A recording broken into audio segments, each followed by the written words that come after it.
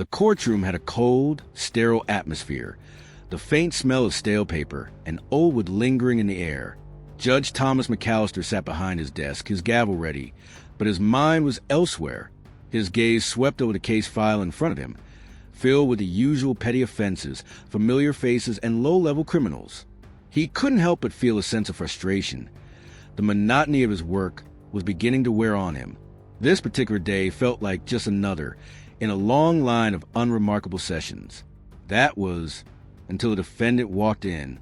Michael Carter, a black man in his late 40s, entered the courtroom with a shuffle.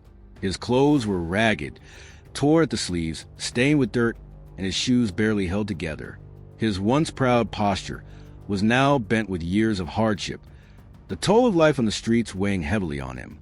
He had been arrested for petty theft, a crime he had committed out of necessity, to survive in a world that had forgotten him. He had no lawyer. His history with the law was long and sordid, but it was all due to the circumstances he had been forced to endure. The judge knew this. He had seen cases like Michael's before, and as usual, he did not expect any surprise. Michael walked up to the stand, his movement slow, and the courtroom quieted. The judge looked at him with disdain, his fingers tapping rhythmically on his gavel. McAllister's sharp eyes scanned Michael's tattered appearance, as if judging him before he even spoke. He was already forming an opinion. This was just another vagrant, another worthless case, another man without ambition or purpose. McAllister sighed heavily, leaning back in his chair. Another day, another homeless man, he muttered, his voice barely audible.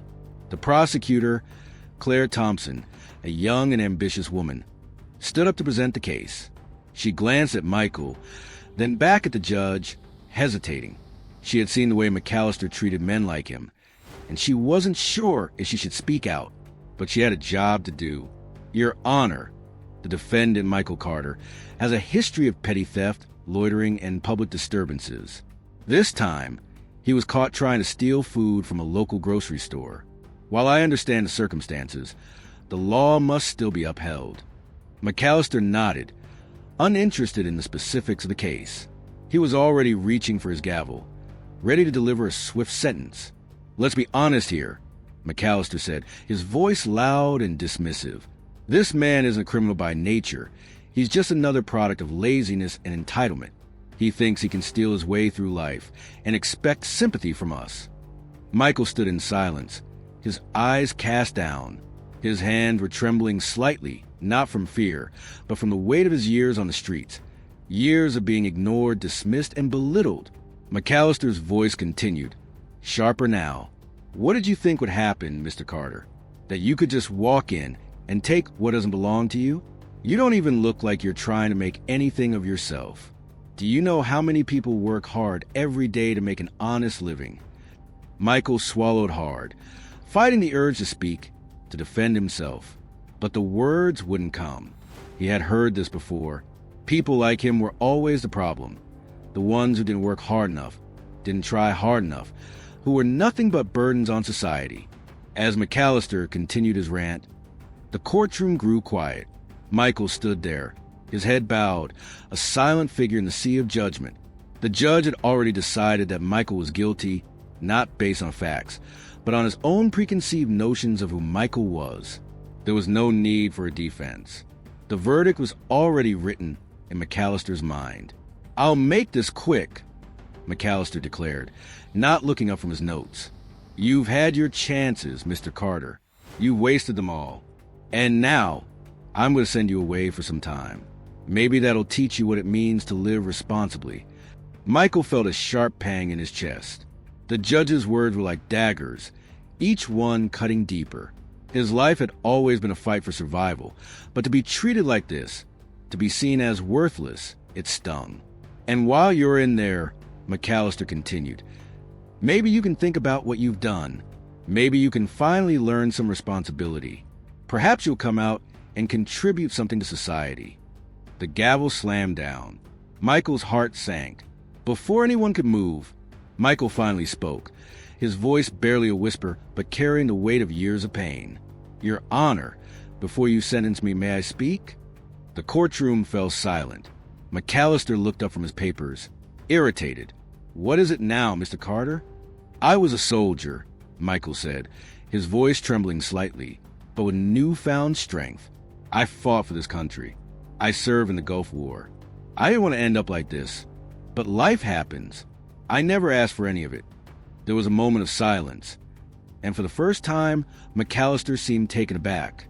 "A soldier?" he asked, almost incredulously. "You? A veteran?" Michael nodded. "Yes, Your Honor. I was wounded in combat.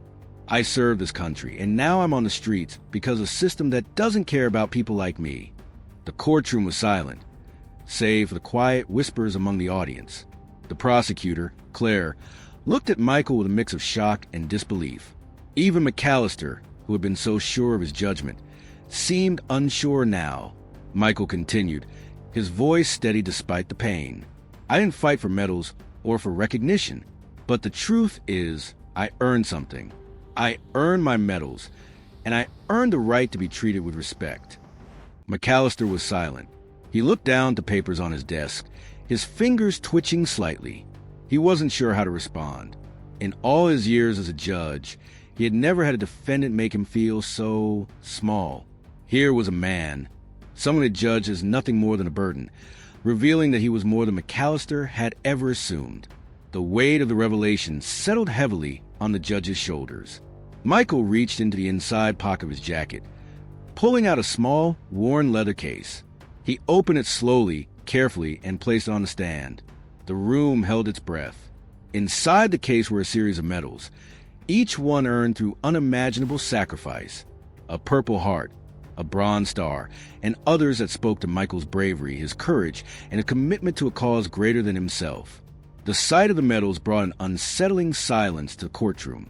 Even McAllister, who had ridiculed Michael just moments before, now looked down at the medals with a sense of humility creeping over him. He picked up the Purple Heart slowly, as if afraid it might disappear if he touched it too roughly.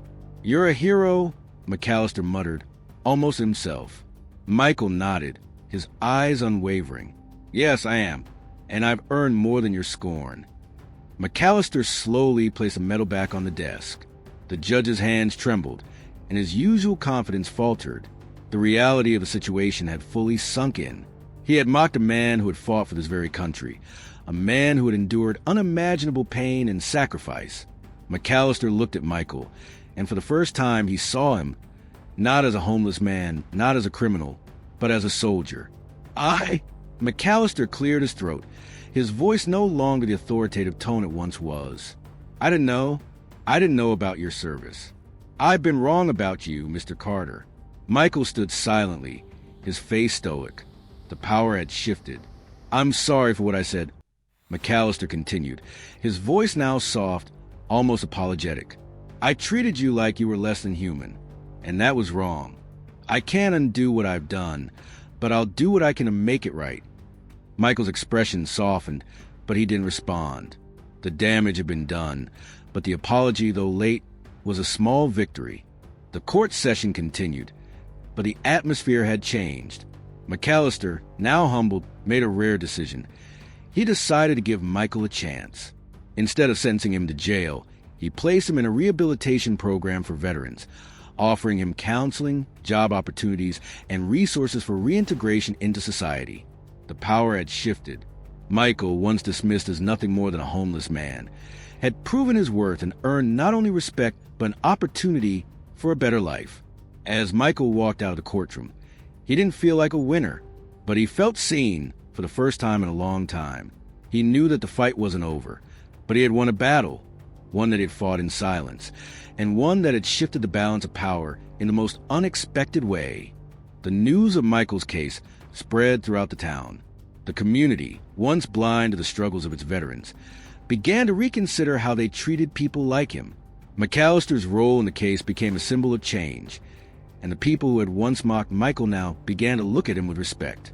As for Michael, he continued to rebuild his life, finding peace in the knowledge that justice had been served, not just for him, but for all those who had been overlooked and dismissed by society.